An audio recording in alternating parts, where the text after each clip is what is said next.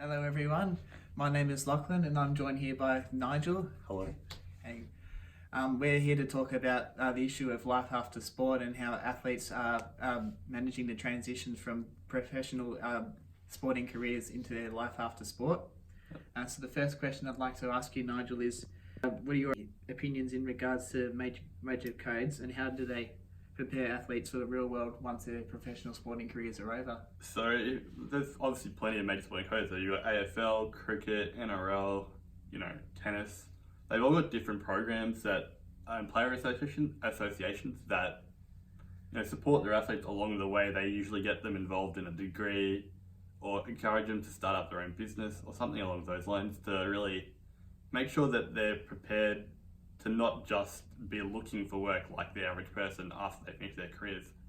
So you really want to make sure that the athletes have something on the side or while they're playing, like a part-time study, for example, just to make sure that they're really confident in being able to step out of the game post-retirement or delistement or whatever, and then go straight into work.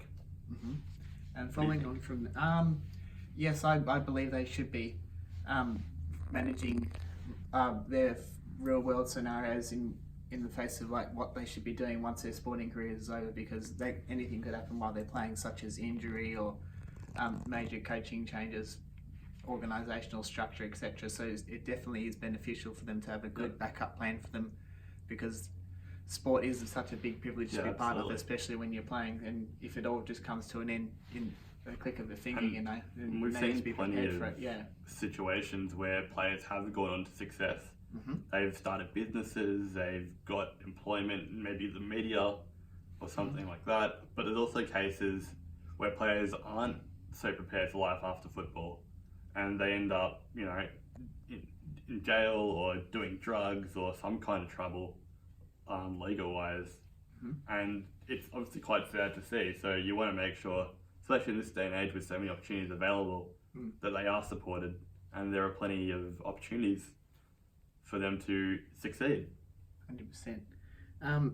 Therefore, following on from what you were just saying there, what do you believe are the major challenges facing professional athletes at the end of their careers? Well, I think especially in some cases, there's some cases where athletes drop out of school to pursue their sport, or they go to a specialist school and they're not quite equipped with the academic knowledge or like that base to really take that next step after they play into a professional environment, like in the workforce, like an office job or whatever.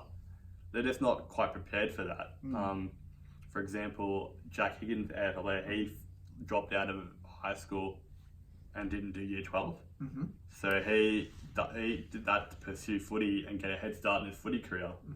So it's worrying that he might potentially not have that readiness once he finishes to actually move into something else other than football. How do you think athletes are professionally supported and prepared to make the transition to life after sport then?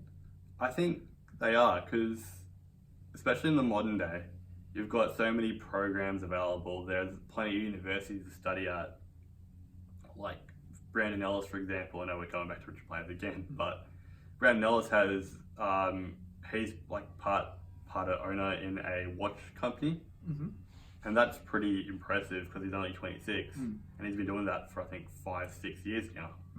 So he started that when he was like 20, 21. It would only be about 2-3 years into his sporting career. Exactly right. So he's well set up to, be moving on into that business aspect of life, even when he's done playing in say 5-6 years or however long it is. Do you reckon all professional sporting players, no matter what code they're in, should be perhaps forced to be set up for life after sport? Absolutely. Yeah, I think it's important that players not only have that preparation and that readiness, but they also have the ambition to want to do something. Because sport athletes, they obviously usually finish in their 30s, thereabouts.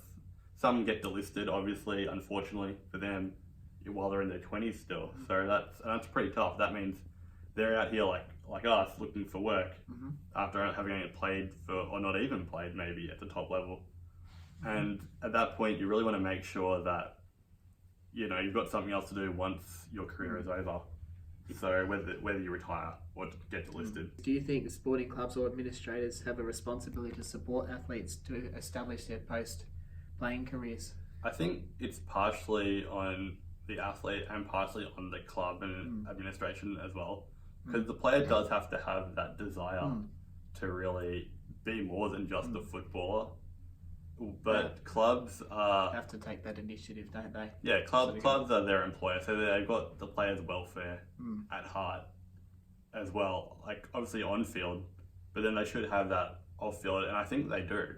I think most clubs have welfare officers employed and career. I think they have career Advisors. Advisors, development. I think that's really important. And I think it's really necessary, I think is the word to use, because these days you really want to make sure that players are involved in something on the side and not just playing sport. So I think, they definitely do have a responsibility to help them out as best they can, because you don't want to see a player finishing their career, however it ends, and then just be falling into trouble and left in the wilderness, so to speak. Exactly right. I think that'd be a shame to see any player end up like that. And you hear stories about it occasionally, and it's tragic, really.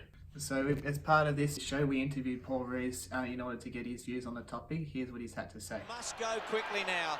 Last chance for Fitzroy. What a fitting finish this is. Roos! No, unable. Still an opportunity. Abbott can't crash his way through. Roos' left foot kick is a goal. Unbelievable finish. Well, you talk about irony. Roos to match Pert. If I look back, I probably was times when I was selfish as a player, and I wish I could have my time over again. Really, do you? Yeah, I think so, because particularly when you're going through some... I'd love to have coached before I played. Yeah. Because you have a great... Here it is! Okay, so we're joined here today by Paul Roos. Thank you for joining us on the thanks show for having today. me. That's okay.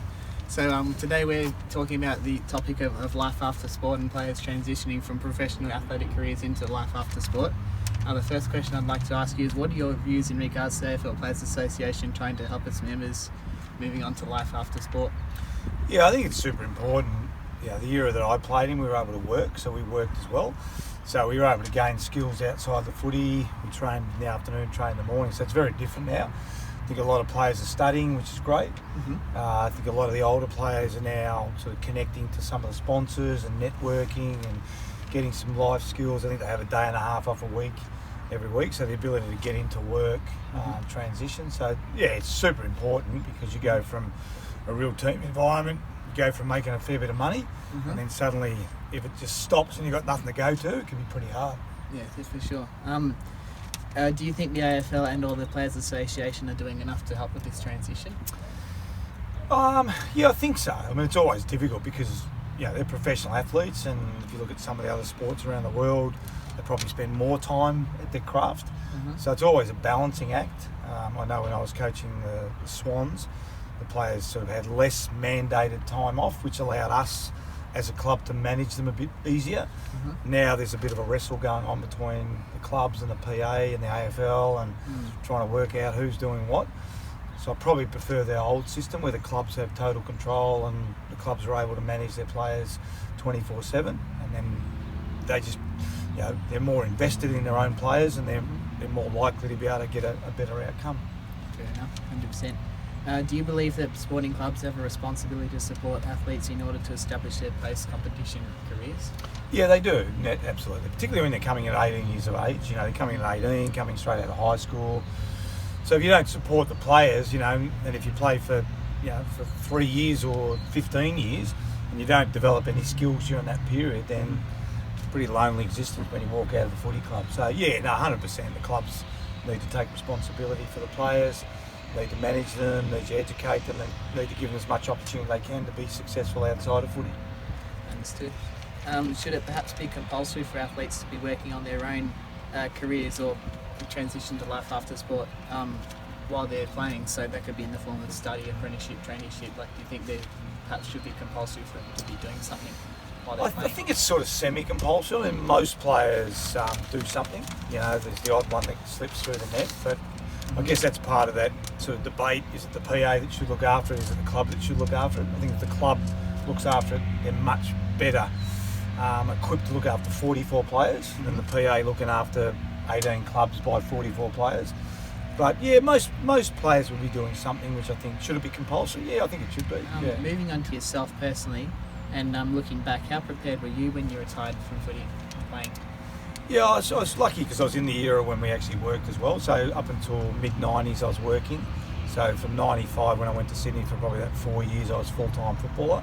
I'd done some media work which was really good. I've been able to work for Channel 9 for a little while, Channel 7. Went overseas, lived with my wife's family for 10 months and studied overseas sport. I went to the Chicago Bears, Chicago Bulls, 49ers, teams like that. So yeah, I was prepared. I didn't really have a formal education outside of Year 12, but I had a lot of life skills and I think I was pretty well prepared. That's awesome. To what extent did the AFL or the Players Association help you with that transition once you retired? Yeah, look, I was part of the original Players Association where we had to have meetings under trees and we were banned from footy clubs, so I go back a long way in the early 80s. So, and then, no, look, Peter Allen, who I had a lot of time for, unfortunately passed away. He was one of the original drivers of the PA, and probably for me, I didn't need as much help, but they were really establishing themselves.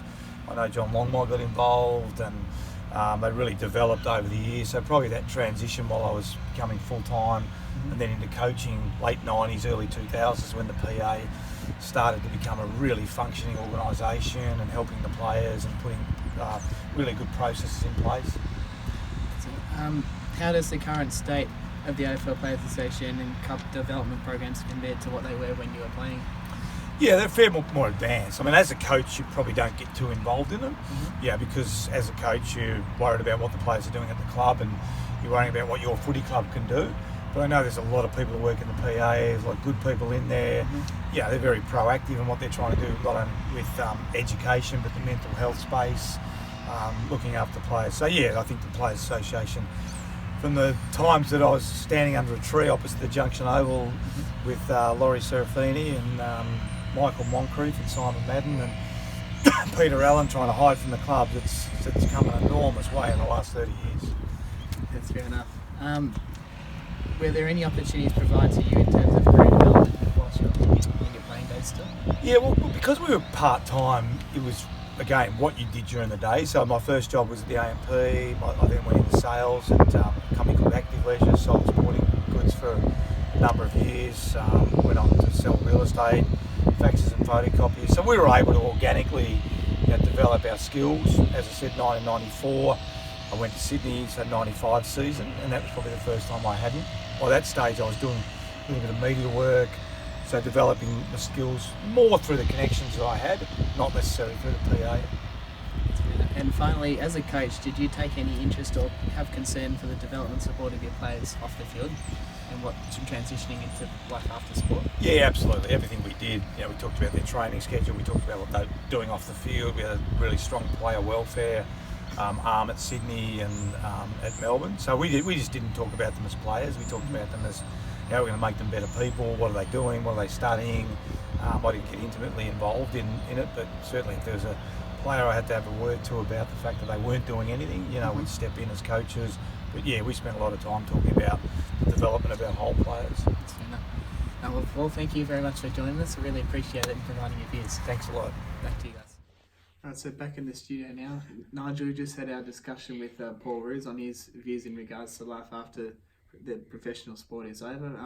Clearly he had a number of really valuable things to say, didn't he? He did. He was very insightful. He definitely, obviously knew what he was talking about, and he gave us some really fleshed out responses into like what he experienced during his time, and also in response to the questions that we asked him in regards to life after sport, the transitioning process, and just everything in between. It was very well thought out.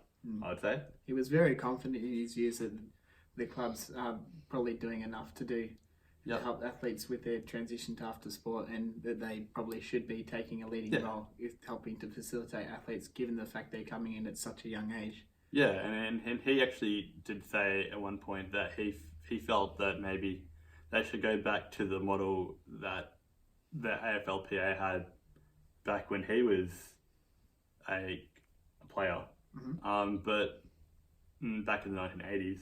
But he's also been in the system now as player and coach, and even in the media for 4 decades of footy. So he really does know the sport, or just how the process all works from different perspectives, and that really came across in his responses, I thought. Yeah, actually, it was interesting to note that he did mention a lot about, like, for him personally, like when he was playing, he did a fair bit away from the football over to help facilitate his own process to transitioning into the real world, so to speak, so that when he had retired from playing, he wasn't left in the wilderness, so to He speak. mentioned that he worked while he was playing as well, so they weren't full-time footballers as they are now. It was obviously like the VFL for a while, and and then they had Fitzroy and stuff in there, and he was obviously a Fitzroy player for a long time, and things changed between obviously the 80s and now, so you've got a lot of different